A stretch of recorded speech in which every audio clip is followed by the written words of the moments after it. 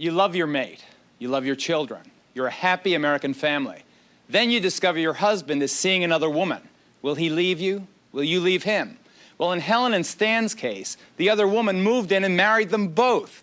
Now, is this menage a trois a sex fantasy, or is it an extended family? Lovers, lusters, and love triangles. You'll meet three threesomes next on what promises to be a wild edition of Geraldo.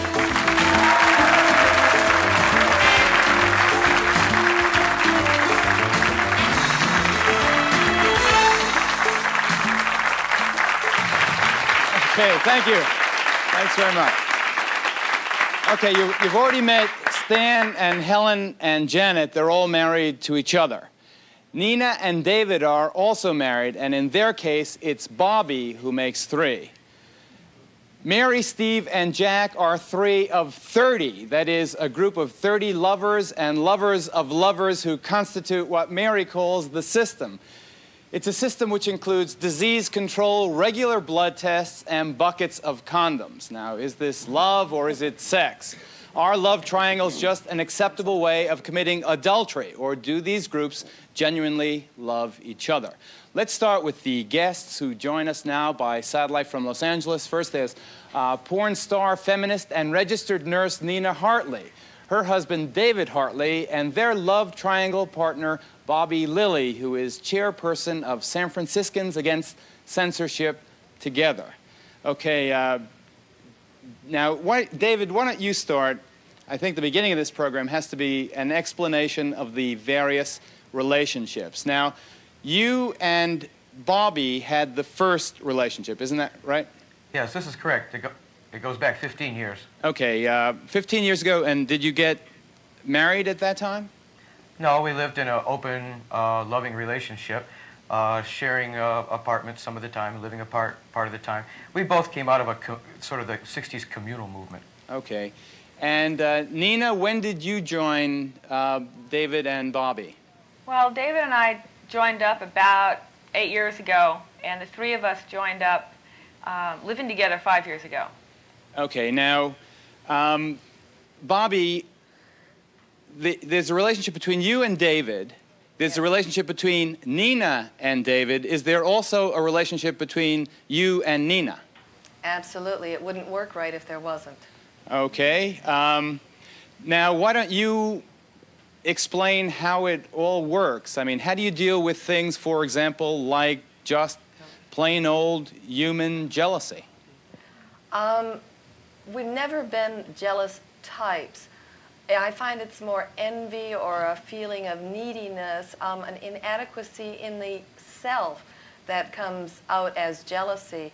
And I really believe in working on it myself. I think there's been a little jealousy in our relationship. I love her too much to be jealous of her. I'm happy for what she has. I love her for what she can give me.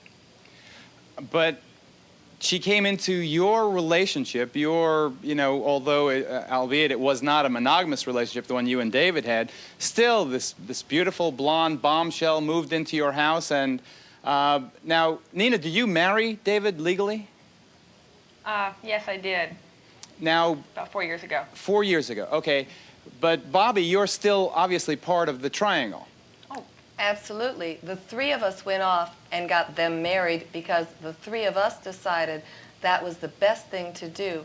We want children eventually. She will be the birth mother. I'll have an awful lot of the raising to do myself, though. And we wanted that legal name, especially because we felt children were in the future. But why didn't he marry you? I didn't want it. I'm a feminist. I came out of the 60s, the feminist movement, the sexual revolution, and marriage was never on my agenda. I wanted a loving, committed relationship. I didn't want the obligations that a legal marriage tended to put on it, some of the unvoiced expectations in this society. However, in Nina's case, I think we needed it because of this society and our concerns with her in her profession. Sorry, my mic just, or my earpiece just came Okay, loose. well, let me go to Nina in the meantime, when you could fix that up. There. Nina, why is it that you are the one who's decided to bear David's child? Well, Bobby decided a long time ago that due to some family history of allergies and asthma, that it might not be a good idea to pass that on to children because she saw her brothers suffer very much with asthma and her nephews too, and didn't think it was fair to a child to bring them into the world potentially having this. But I can't think of anybody else I'd rather have raised my children than Bobby. She'd be perfect. There's no doubt about it. Very loving, very giving person. Now, David, you're sitting quietly in the middle here, as I guess you try to do at home.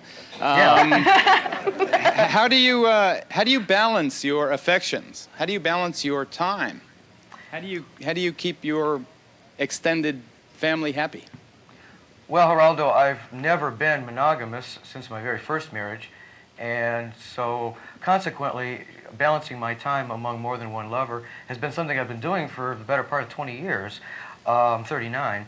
However, when it comes to live-in relationships and commitments that approach or equal marital commitments, obviously the time factor is more demanding.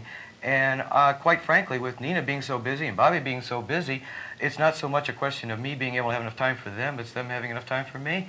I'm stuck at home a lot these days. I have my own job and you stay home and rest up. Do you? Is that what you? Yeah. Some people think I need more rest than I do, but I'm pretty healthy. Okay. Let me move on to our next guests here in the New York studio. Jack Jardine, did I pronounce that right? Okay.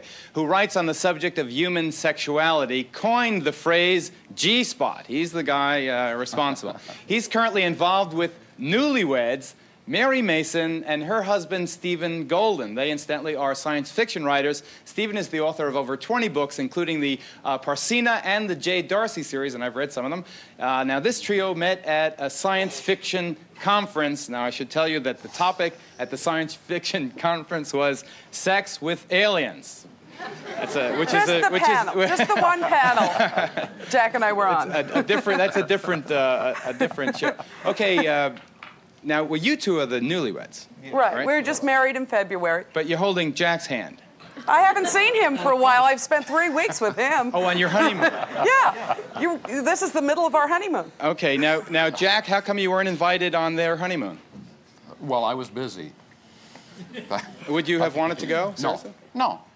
They have a marvelous relationship, and it looks like it's going to last as long as marvelous relationships do. And how long is that? Totally unpredictable. I've had several marvelous relationships. Yes. And besides, we travel together occasionally. Just last month, we spent a wonderful, about 4 days, I guess it was, in San Francisco. Now, is your honeymoon now following a real wedding? Right, in February. Yeah, a dear friend of ours, a part of the system, married us. He's also a minister. And his legal wife also took part in the service. And my 10-year-old was our best man. And it was really nice. We had about 80 friends together for it.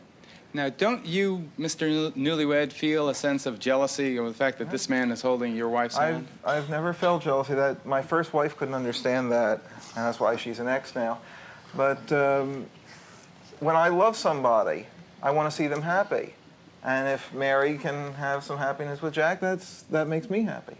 Now, in the case of David, Nina, and Bobby, there was also a relationship between the two same-sex members of the triangle. Yeah. Do you two men have a sexual relationship? Actually, no.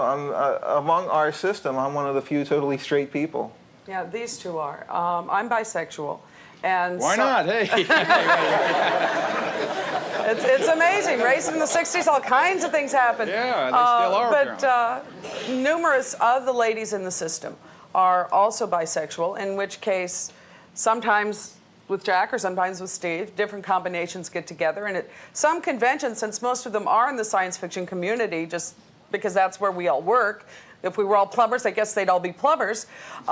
When we get together at the conventions, rooming arrangements get real strange. I've sometimes had 8 keys to our rooms out, and I couldn't find one to go change my clothes. You have to work out signals, like when the do not disturb signs out. To go where no man has gone before. You got it. It gets really strange sometimes. Yeah, right. Just logistically. Yeah. But emotionally, it's a very stable and happy relationship. Steve and I actually have been together for a number of years. We're just recently married. And we're real content within it and within our groups. Okay, let's get on to our final trio. Helen and Stan Dale have been married for 30 years to each other.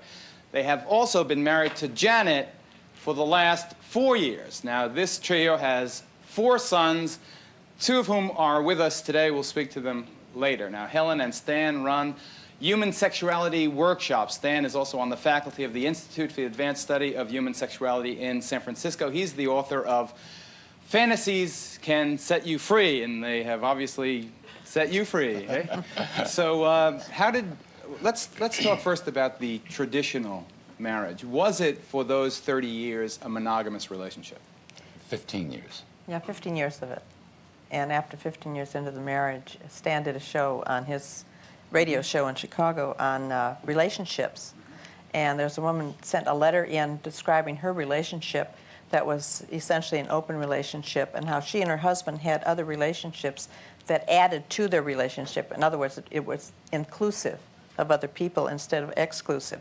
And the letter was so beautiful that Stan and I talked it over, and it sounded like real, that we start experimenting with that. And that's how it started, and it evolved into meeting Janet and where we are today. Did you fall in love with Janet in a surreptitious No, way? not at all. No. Nothing that we do is surreptitious. No. Everything is totally wide open. And it's almost like speaking Greek to people who don't understand Greek. I remember I was in an audience. I was in an audience where a man was speaking Greek, and I got angry because I didn't understand a word. And so more after he started saying, well, Evcharisto means this and Takanias means that, I said, oh, okay. And I started getting to understand a little bit of what he was talking about. Then it became aware to me that our relationship is just like when people have children. I have a grand total of 6 children altogether, 4 sons, 2 daughters by a previous marriage 31 years ago. And what it became aware is that I love my children totally, completely, absolutely. And what we do is, in this culture, we limit our love. We go and we say, I can only love one other person. But you don't do that with children. With children, you love as many children as you have. You don't necessarily like what they do, but you accept them fully. So you're drawing the analogy to why should children love, in that sense, the ability to have several children and love them all equally. Why should you be limited with a partner as well? Exactly. Okay, so that complicated and controversial proposition, threesomes is the topic. We'll continue after this commercial break.